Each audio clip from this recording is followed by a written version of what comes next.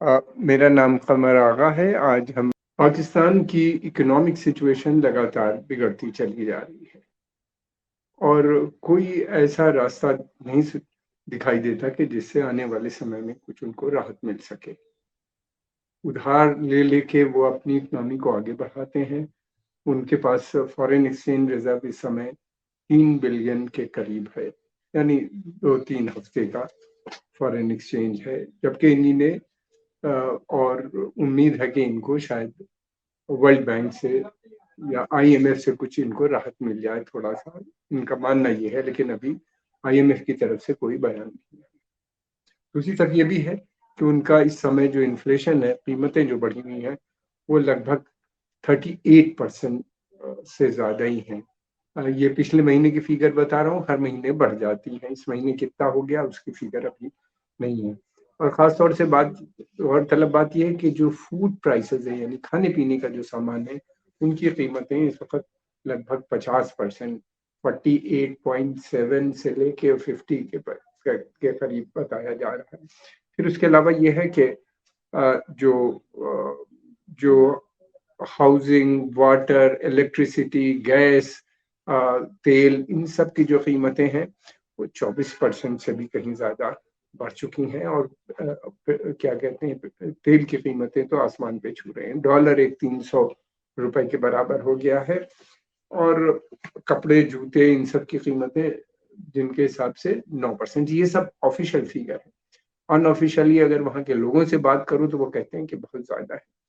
दूसरी समस्या ये है कि लोगों की पास नौकरियां कम होती जा रही हैं, अनएम्प्लॉयमेंट बढ़ रहा है क्योंकि तेल की कीमतें हैं, बिजली का की कीमत बहुत ज़्यादा हो गई है, तो प्रोडक्शन करना मुश्किल हो रहा है, खासतौर से छोटे कारखानों को। तो वहाँ पे बंद होते जा रहे हैं, यानी कई लाख कारखाने वहाँ पे बंद हो गए हैं। आप सोच सकते हैं कि कितने लोग अनएम्प्लॉयड हो गए। ये वो लोग थे जो डेली वेजेस पे काम करते थे छोटे छोटे कारखानों में, उनकी मैं बात कर रहा हूँ, जो सबसे ज़्यादा एम्प्लॉयमेंट भी देते हैं मुल्क के अंदर। फिर उसके अलावा ये भी हुआ है कि वहाँ पे इंडस्ट्री, एग्रीकल्चर की भी हालत बहुत ख़राब है। एक तो फर्टिलाइज़र, अगर ये तेल की कीमतें बढ़ जाने से फर्टिलाइज़र की कीमत बहुत ज़्यादा हो गई है, तो इस वजह से खेती में जो लोग इन्वॉल्व हैं उनको पड़ता नहीं पड़ रहा। उनको जितने में कॉस्ट आती है फसल की, उससे उतना पैसा भी नहीं निकल पाता। एक ये बड़ी प्रॉब्लम है। फिर दूसरी बात ये कि जो पिछले साल सैलाब आया था, फ्लड आया था, उसने काफ़ी नुकसान पहुँचाया। 1/3 पाकिस्तान उसमें डूब गया था, जिसे कहना चाहिए। लाखों मकान जो कच्चे थे, ख़ास तौर से सिंध और दूसरे एरिया में, बह गए। और वो लोग अभी भी अपने गाँव में वापस नहीं आए हैं। उन एरियाज़ की खेती भी खराब हो गई है क्योंकि रेत पानी के साथ आ गई है उनकी ज़मीनों के ऊपर। ये बहुत बड़ी समस्या है पाकिस्तान के अंदर।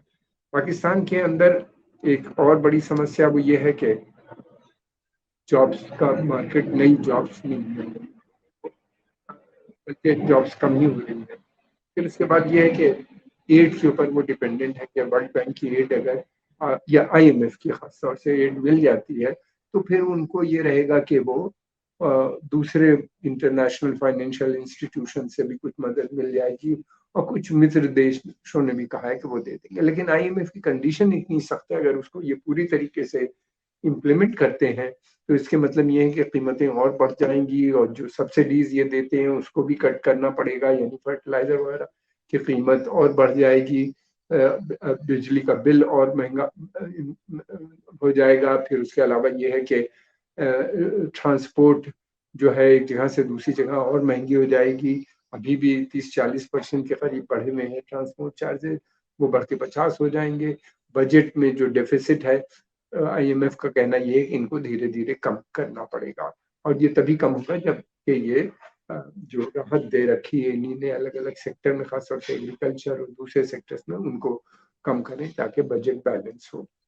पाकिस्तान के बजट में सबसे बड़ी समस्या ये है कि खर्चे ज़्यादा हैं, आमदनी कम है। रिमिटेंसेस जो बाहर दूसरे मुल्कों से आ रहे थे वो भी कम हो गए हैं, इसलिए कि पैंडेमिक के बाद से, कोरोना काल के बाद से जो एम्प्लॉयमेंट थी वहाँ पे कम हो गई है। अरब देशों में तो लोग कम जा रहे हैं। यूरोप अमेरिका से जो लोग पैसा बेचते थे उन्हीं ने भी काफ़ी कम कर दिया है क्योंकि हालात वहाँ के। दूसरी बात यह है कि बड़ी कंपनीज जो हैं या मुल्क कोई इन्वेस्ट करने पे नहीं तैयार पाकिस्तान में, इसी के ये कंपनीज जो होती हैं वहीं पे इन्वेस्ट करती हैं जहाँ पे इनको प्रॉफिट दिखाई देता है। तो पाकिस्तान में उनको कोई प्रॉफिट इस समय नजर नहीं आता, इसलिए वो लोग भी नहीं इंटरेस्टेड है वहाँ। और दूसरे पॉलिटिकल सिचुएशन भी वहाँ की ठीक नहीं है, आतंकवादियों की भी वजह से बड़ी समस्या है। चाइना से इनका एक काफी इनको लगभग 65-70 बिलियन डॉलर का ये लोन इनको सैंक्शन हुआ है, इनके ऊपर डिपेंडेंट है। चाइना ही पे ये सब ज्यादा निर्भर है और चाइना ही इनको बराबर थोड़ा थोड़ा पैसा दे के बचा लेता है डिफॉल्ट होने से। लेकिन सवाल ये है कि चाइना का जो लोन का एक सेक्शन जो है लोन का, वो इन्होंने प्राइवेट बैंक से या बैंकों से ले रखा है, तो उसका ऋण जो है वो लगभग 3 से 3.5% है। जबकि यूरोप, अमेरिका और पश्चिमी देशों से जो ये या वर्ल्ड बैंक वगैरह से जो लोन लिया जाता है उसका अदायगी कई दशक में होती है और उसका इंटरेस्ट जो होता है लगभग 1% के करीब होता है या 1.5% होता है, इस तरीके से। लेकिन यह है कि चाइना काफी इंटरेस्ट देता है, तो इस तरह ये धीरे धीरे हमने देखा है कि चाइना से जिन जिन मुल्कों ने लोन लिया वो उसी के डेट ट्रैप में, उसी के लोन के ट्रैप में फंस जाते हैं। श्रीलंका की एक एग्जाम्पल है जहाँ पे हम मनटोटा पोर्ट को चाइना को देना पड़ गया। और कुछ समय के बाद हमें ऐसा लगता है कि जो बेल्ट एंड रोड इनिशिएटिव है इसमें जो बड़े बड़े मेगा प्रोजेक्ट चाइना ने लगाए हैं, खासतौर से बिजली के या दूसरे या रोड एंड वगैरह जो बिल्डअप सड़कें बनाई वगैरह है, काशगर से लेके ग्वादर पोर्ट तक के लिए, उसका फायदा चाइना को ही हो रहा है। पाकिस्तान को जितना सोचा था वो नहीं हो रहा, जितनी एम्प्लॉयमेंट जनरेट करनी थी वो नहीं कर पाया, क्योंकि वर्कर भी चाइना और इंजीनियर भी चाइनीज ही उन प्रोजेक्ट में काम कर रहे हैं। उन्होंने बहुत कम लोगों को इन्वॉल्व किया है, कम ठेकेदार हैं, जो ठेकेदार हैं भी तो वो पंजाब के हैं। लेकिन जहाँ से ये गुजर रहा है बलूचिस्तान और दूसरी जगहों पे, तो इसका काफी अपोजिशन है, क्योंकि उनका मानना यह है कि लोकल लोगों को उससे बलूचिस्तान में बिल्कुल फायदा नहीं हो रहा। कश्मीर में भी गिलगित बल्तिस्तान का एरिया जो है वहाँ भी इसका बड़ा अपोजिशन है। जो बिजली बन रही है उसकी कास्ट बहुत आ रही है, इसलिए वो चाइना चली जाती है। जो डैम बन रहा है उसके भी कास्ट आने वाले समय में काफी बढ़ती हुई नजर आती है। तो उससे जितनी उम्मीद की जा रही थी पाकिस्तान को उतना फायदा नजर नहीं आता।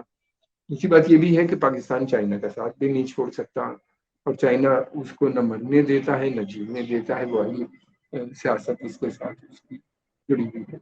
इन हालात में अब ये देखना है कि इनको कहाँ से मिलते हैं। नीचे के देश जो थे, सऊदी अरेबिया, यूएई, खाड़ी के दूसरे देश जो थे, उनको उनका मानना ये है कि भाई ये लोग लोन लेने के डेट के आदी हो चुके हैं, addicted to date, this is what they have said, कि हर कुछ दिनों के बाद ये खड़े हो जाते हैं, इनको डेट चाहिए होता है। मुल्क का जो डेवलपमेंट होता है वो एड से या उधार लेके मुल्क डेवलप नहीं हो पाते।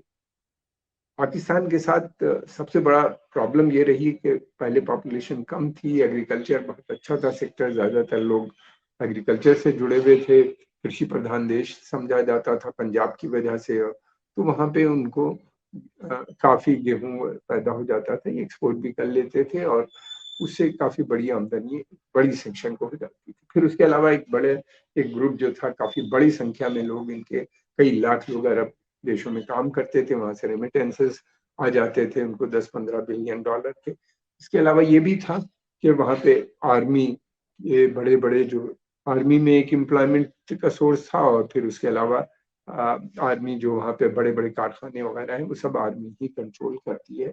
वहाँ पे भी एम्प्लॉयमेंट कुछ लोगों को मिल जाती थी, हालांकि वहाँ पे ज्यादातर एम्प्लॉयमेंट रिटायर्ड आर्मी पर्सनल्स को वो प्रेफर करते हैं देने को, और वही लोग ज्यादा काम करते हैं। लेकिन ये था कि एक इनकम का जरिया वो बना हुआ था। तेल की कीमतें बढ़ने से सब लोगों की परचेजिंग पावर इतनी कम हो गई है कि लोग जो बहुत जरूरत की चीजें हैं वही खरीदते हैं, खासतौर से खाने पीने, और एक सेक्शन के पास तो पैसा भी नहीं है उसके खरीदने के लिए भी, ये है। दूसरी बात ये कि पाकिस्तान को जब तक अफगानिस्तान में सोवियत यूनियन थे तब उसको बहुत मदद मिल रही थी रशिया से, पाकिस्तान चाइना से, अमेरिका से। पाकिस्तान ने अपना एक सिस्टम डेवलप कर लिया था कि वो बड़े देशों से की मदद करेगा, उनके इंटरेस्ट को क्षेत्र में प्रमोट करता था और उसके बदले में उसको मदद मिलती थी। अमेरिका चाहता था रशिया से एक इस्लामिक मिलिटेंट जो लड़ रहे थे पाकिस्तान के से जाते थे, वहां लड़ाई लड़ते थे और उनको प्रॉक्सी वार अमेरिका ने उनको के तहत इनको काफी पैसा दिया।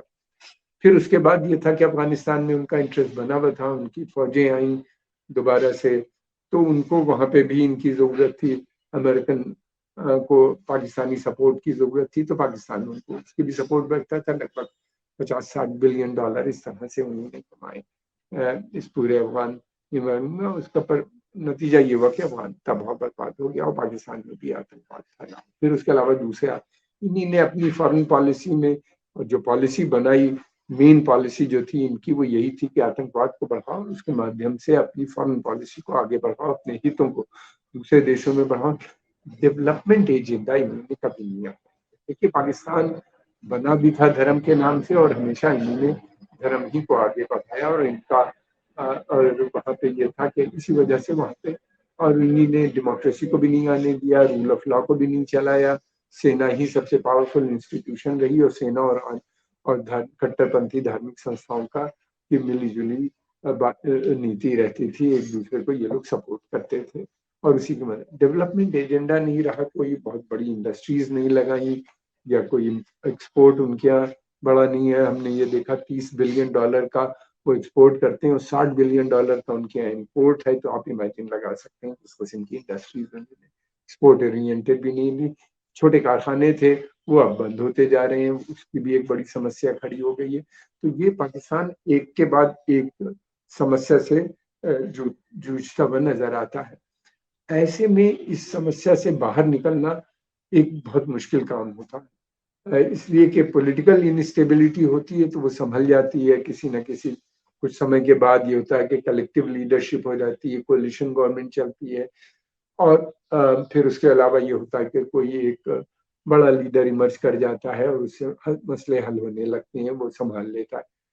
लेकिन इस समय ये है कि पाकिस्तान में सेना का जो वर्चस्व है वो अपना छोड़ना नहीं चाहती, वो सबसे पावरफुल इंस्टीट्यूशन है, वो उसको सत्ता का मजा आ चुका है, तो वो चाहता है जो भी सरकार बने कठपुतली हो। और इस समय जो सरकार है वो बहुत ये अनपॉपुलर वहाँ पे सरकार है। जो पॉपुलर लीडर है उसके उसको बिल्कुल वर्चुअली घर में बंद कर रखा है और उम्मीद बहुत से लोगों का तो मानना ये है वहाँ पे कि जल्दी ही उनको जेल भेज दिया जाएगा, कोर्ट मार्शल भी हो सकता है। क्या होगा ये पता नहीं है, लेकिन ये कि उनको नहीं, उनके जो पार्टी के second rank, third rank, fourth rank leadership थी उसमें से अधिकतर लोगों को जेल में भेज दिया गया और बहुतों को टॉर्चर करके उनसे उनसे रिजिग्नेशन भी लिखवा लिया गया। तो इन हालात में एक तरफ तो पॉलिटिकल कंडीशन इतनी खराब है, दूसरी तरफ जो है इकोनॉमिक क्राइसिस बढ़ती जा रही है, उसमें किस तरह से सुधार आएगा, लोन ले लेके वर्ल्ड बैंक या उससे कैसे काम चलेगा। इसलिए कि इनको अब से लेके अगले 2-3 साल के अंदर लगभग 60 बिलियन डॉलर का लोन वापस करना है और कम से कम इतना ही लोन की इनको और जरूरत पड़ेगी मुल्क को चलाने के लिए। और हालात मुल्क के इतने बुरे हैं कि बाहर से निवेश करने पे कोई राजी नहीं है। ये एक इस समस्या से पाकिस्तान इस समय जूझ रहा है। ऐसे हालात में हमने अक्सर देखा है आम जनता तो नहीं चाहती कि वहाँ पे कोई हालात और बिगड़े, इनस्टेबिलिटी हो या अराजकता फैले, लेकिन हमने देखा है कि ऐसे हालात में जब इतनी ज्यादा परेशानी होती है, मतलब इकोनॉमिक क्राइसिस होती है, तो असामाजिक तत्व जो होते हैं वो बहुत एक्टिव हो जाते हैं और पाकिस्तान में उनकी उनकी संख्या की कोई कमी नहीं है, बहुत बड़ी संख्या में ये लोग हैं और वीपीएन भी है पाकिस्तान के अंदर लोगों के पास और फिर अफगानिस्तान से आ जाता है। और फिर ये भी है कि पाकिस्तान जो है वहाँ पे बहुत से आतंकवादी संगठन भी हैं और उनके भी एक बड़ा वर्चस्व है वहाँ पे। ऑलरेडी कुछ तहरीक तालिबान एक बड़ा आतंकवादी संगठन है जो पाकिस्तान की सेना के खिलाफ हो गया है और लगातार उन पर भी अटैक कर रहा है। तो इन हालात में क्या होगा ये कहना मुश्किल है, लेकिन जिस डायरेक्शन में पाकिस्तान जा रहा है वो बहुत चिंताजनक है, न केवल पाकिस्तान के लिए बल्कि मैं समझता हूँ इस पूरे क्षेत्र के लिए ये बड़ी समस्या बनता चला जा रहा है। इसी की अगर अराजकता फैलती है तो मैं समझता हूँ कि ईरान और सेंट्रल एशिया, भारत भी इससे इफेक्टेड होगा इस समस्या से। मैं समझता हूँ कि इन सभी देशों का भी बैठ के तय करना चाहिए कि अगर ऐसी स्थिति आती है तो किस तरह से उससे डील किया जाए। भारत के एनएसए जो है वो काफ़ी एक्टिव हैं। डोवल साहब बराबर वो इन देशों से टच में भी हैं, और दोनों से एक तरफ तो पाकिस्तान के बुरे हालात हैं, फिर दूसरी तरफ अफगानिस्तान के जो हालात हैं वो भी कोई अच्छे नज़र नहीं आते। वहाँ पे भी एक तो आपस में भी अफगान फैक्शंस में लड़ाई होती हुई दिखाई दे रही है। तो वहाँ के वो भी एक बड़ी समस्या का विषय बना हुआ है अंतर्राष्ट्रीय समुदाय के सामने। मैं समझता हूँ कि सबको मिल के इस मसले का हल ढूंढना चाहिए कि कैसे आतंकवाद से बढ़ा जाए। ये एक बड़ी समस्या बनी हुई है, और पाकिस्तान के अंदर सेना जो है वो किसी तरह का कंप्रोमाइज करने पे तैयार नहीं। वो उसी तरह एक बार से हमने ये देखा है कि जहां भी सेना को एक बार पॉलिटिकल मजा आ जाता है, अगर हस्तक्षेप करती है तो फिर आसानी से वो सत्ता को छोड़ती नहीं। अभी लेटेस्ट एग्जाम्पल इसका जो है वो सूडान है, जहाँ के अंदर आर्मी आपस में भी लड़ रही है और जनता के ऊपर जिसका बुरा असर पड़ रहा है। लोग, आम जनता के ऊपर एक ठिकानों पे अटैक हो रहे हैं, और मुल्क जो है वो एक सिविल वार जैसी सिचुएशन, अगर हालात और बिगड़ते हैं, आर्मी का ज्यादा वर्चस्व ज्यादा इस्तेमाल किया जाता है, तो हमने देखा है बहुत से देशों में सेना टूट जाती है, आपस में भी इसके झगड़े हो जाते हैं, जैसा कि सूडान में है। लेकिन पाकिस्तान में क्या होगा, हमको थोड़ा समय वेट करना चाहिए और देखना चाहिए आज स्थिति किस तरह जा रही है। आज के इस एपिसोड में इतना ही। आगे हम फिर बात करेंगे एक नए टॉपिक को लेके। धन्यवाद। मेरा नाम कमर आगा है। आज के इस पॉडकास्ट में हम बात करेंगे पाकिस्तान की बिगड़ती हुई नाम दशा को लेके, और इसके अलग अलग पहलू और इसके आने वाले समय में इसका इम्पैक्ट पॉलिटिक्स पे और इस क्षेत्र पे क्या